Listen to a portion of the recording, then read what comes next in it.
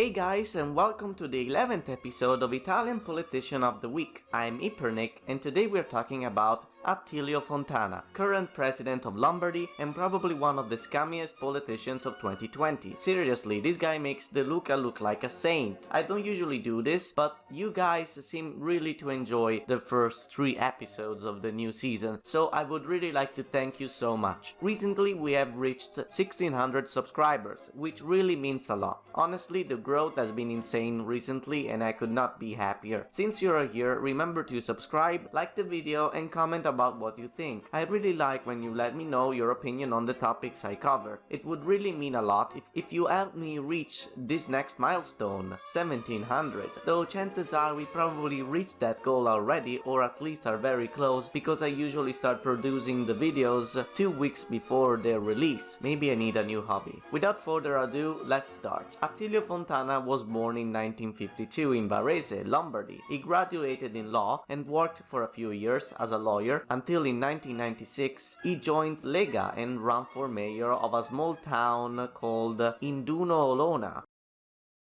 What kind of name is that? Since he was very well respected as a lawyer and a small town mayor, he also won the elections for the city of Varese in 2006 with quite the extensive advantage. He stayed there as mayor up until 2016, so 2 terms, not bad. As mayor he was very appreciated by the people of Varese. He was described as very polite and respectful to everyone from both the right and the left. He would get mad to the opposition very rarely, and whenever it happened, he would charm his way out of the conflict with kind words, apologies, and even flowers. He was very nice to journalists too, even calling them back whenever he couldn't pick up the phone for interviews. Outside of politics, aside for his career as a lawyer, Fontana is also an investor and a very wealthy man. This may seem unimportant at the moment, but just wait.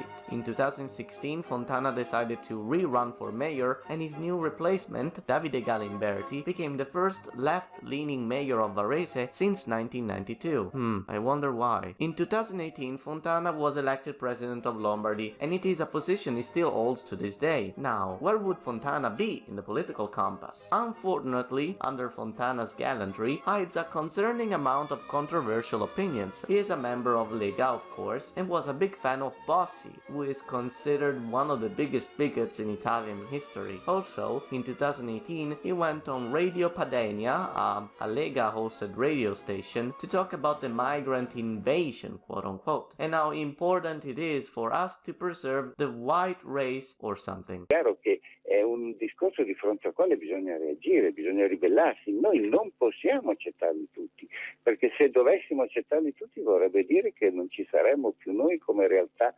sociale, come realtà etnica, perché loro sono molto più di noi, perché loro sono molto più determinati nell'occupare questo territorio di noi. Quindi perché? Qui non è questione di essere xenofobi o razzisti, qui è questione di essere logici, di essere razionali. Noi non possiamo, perché tutti non ci stiamo, quindi dobbiamo fare delle scelte, dobbiamo decidere se la nostra etnia, se la nostra razza bianca, se la nostra società deve continuare ad esistere o se la nostra società deve essere cancellata. On a brighter note, he is very liberal economically, being a businessman himself, so if you don't factor his odd social views, one could say he's a libertarian of sorts, perhaps a bit too liberal. Okay, I think I teased you enough already, let's get right to the point. Yeah, sure, Fontana is charming and all, like no shit, he's a politician, but since 2016 he has been involved into some controversial financial cases. In 2018, he was fined by the National Anti-Corruption Authority with a fine of 1,000 euros for failing to show his full income when he was still mayor of Varese. The reason why he was so secretive became apparent only a few months ago, when authorities found Fontana's secret bank account in the Bahamas with about 3 million euros in it. Turns out he had gained those money from his mom's inheritance, and he did not want to pay the inheritance tax on them. home. Fontana was also criticized for his handling of the corona pandemic. Lombardy was the region with the highest number of deaths and infected people. Many blame him for the disaster after Fontana decided to keep some of the corona patients in privately owned nursing homes. Due to the lack of space, personnel, and supply of masks, the same nurses taking care of the sick ended up infecting also the elderly, which was remarkably tragic.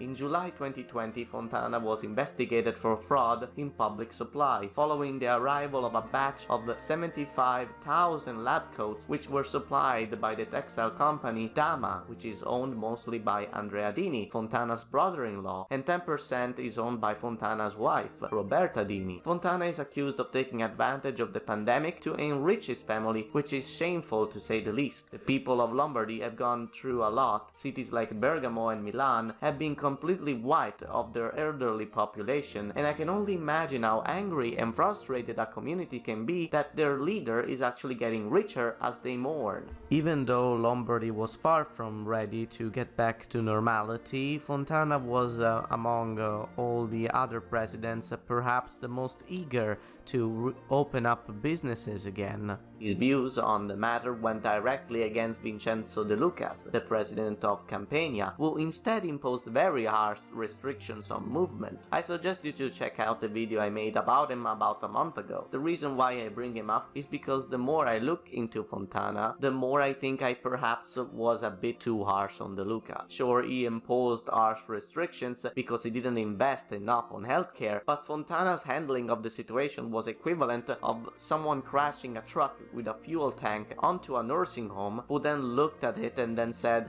it's not that bad, and then walked away. Here's my conclusion. It goes without saying that Fontana is kind of a weasel. I hope his Minecraft Steve looking face gets what he deserves. A big fat punch in the form of steep drop in approval ratings. I don't blame him for the high casualties because I honestly think it was just bad luck, and there was nothing much he could do to stop it, though I blame him for his dishonesty. And I will also make fun of him because he cannot wear a mask properly. Here's a clip. Nei prossimi giorni in questo modo, non spaventatevi, sono sempre io, anche se sono pronto a difendere tutti gli altri lombardi che verranno in contatto con me da ogni possibile infezione. You know who he reminds me of? Bolsonaro. Yeah, I think I will title the video Attilio Fontana, the Italian Bolsonaro. That will bring views. I have to say though that Bolsonaro did apologize and was incredibly ashamed of the way he underestimated the situation. Fontana, on the other hand, said proudly that the region handled it very well. People took it as a very dark joke, but it was actually serious. I wonder what would have been worst. I think he's just digging his own grave at this point. What do you think about Attilio Fontana? Let me know in the comments below. Be sure to join the fun at the Discord and subscribe and like the video if you haven't already. Thank you so much again. I will see you next time.